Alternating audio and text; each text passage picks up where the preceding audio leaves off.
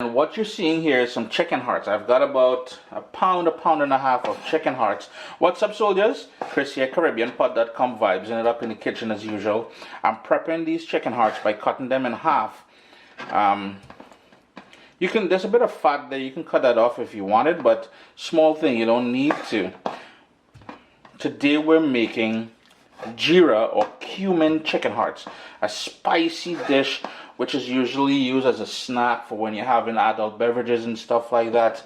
And we've done Geera chicken, we've done Geera pork, we've done a host of other Geera things, but today we're going to focus a little bit on this Geera chicken heart. What's up, soldiers? Don't forget to click subscribe. If you've already clicked subscribe, hit that bell notification thing. I want to all you missing out on the new videos, man. Come on, click.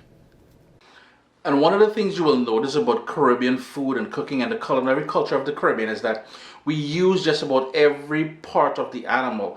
I just came back from the Caribbean restaurant week in Trinidad and Tobago, and you know, one of the things I started noticing is that we're starting to gravitate away quite a bit from local and traditional food. So for the next little while, I'm going to try to focus quite a bit on that here on the channel. Some of it won't be very eye appealing, but I assure you, your taste buds going to thank you for it. Let's keep cooking. And as we've discussed in the past, if you watch the other sort of Geera or cumin, and by the way, Geera is just the word for cumin that we use in the Southern Caribbean, anywhere where there is a sort of an East Indian link. It's supposed to be spicy. So here we've got some wiri peppers. Here we've got white habaneros. But what I'm looking for is some Scotch Bonnet. And that is what we're gonna grab a couple of these here to make it nice and spicy. They do look like habaneros, but I assure you it is Scotch Bonnet. That's just the way it turned out for me this year. For some reason or the other, they took on the shape of habaneros. But let's go inside and organize this, yeah? The chicken hearts have been cut in half, as you saw me doing there. It's also been washed in cool water with the addition of the juice of 1 lemon, or you can use a lime, totally optional. We've got some roasted cumin here now, and we're going to go in with about half a teaspoon of that there.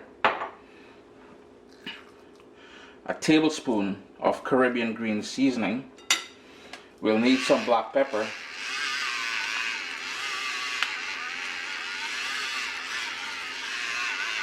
I guess this thing needs some batteries, but small thing. We're gonna need salt.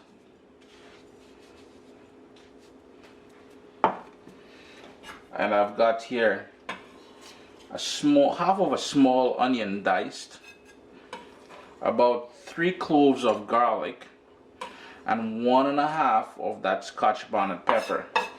And that's it for seasoning. So we're gonna give that a good mix now and bring everything together there. There's gonna be someone on this here YouTube or Facebook saying, Chris, how come you're not using a bigger spoon? Here's the thing, I do dishes, so if I decide I'm using this small one here to avoid having to use another spoon, so let's work for me in the long run, you know. Give that a good mix, and you can let that marinate for a couple hours if you wish. In our case, we're going live and direct. We're going right onto the stove now, just to make good things happen. Just to make good things happen. I've got my nice heavy pan here. This is a cast iron pan on a medium flame, and I'm going to go in with about 2 tablespoons of olive oil. I'm going to turn my heat down all the way to low. Let that dance a little bit in there. And we're going to go in with just some cumin seeds at this point. And all the ingredients we use here today will be listed in the description of the video.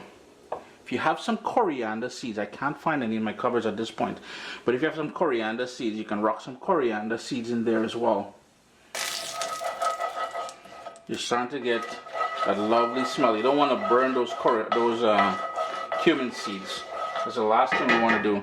Now here's where we're going to go in with some even more of that dry roasted cumin, or as I said in the Southern Caribbean, we call it Geera. So all that Geera niceness is happening there. My heat is still on low. We just want to waken that up a bit more.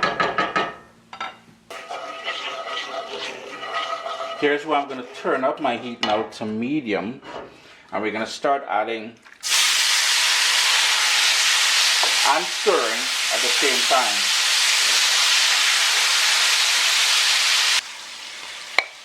Make sure you get all of that marinade out of the bowl here.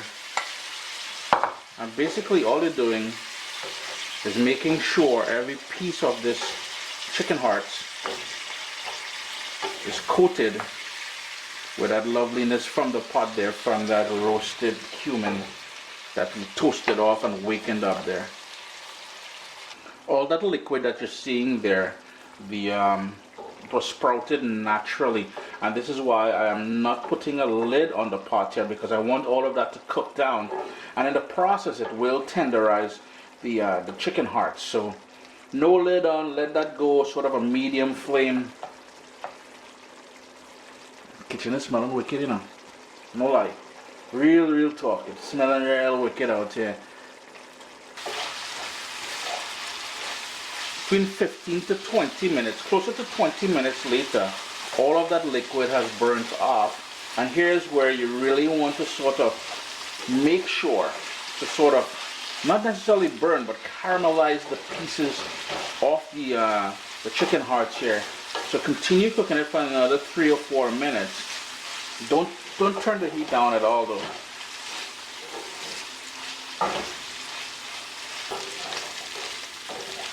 Chris here, caribbeanpot.com. Always a pleasure to have you guys here in the kitchen with me. Cumin chicken hearts or Geera chicken hearts. What you would do, you would toothpicks in there, you're having some beers, you're having some rum, whatever it is. It's a nice little snack there. Or if you have some hot sada roti, or if you want to make a sandwich with it. And I hear sandwich, I'm from the Caribbean. Small thing, man. If you want to make a sandwich with it, you do your thing. Couple final things to do here. We're going to go in with some freshly chopped cilantro. And I like finishing up with a bit more of that finely chopped Scotch Bonnet Pepper.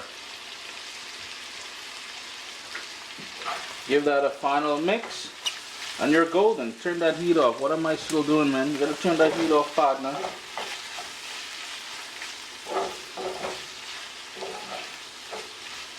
And voila, there you go.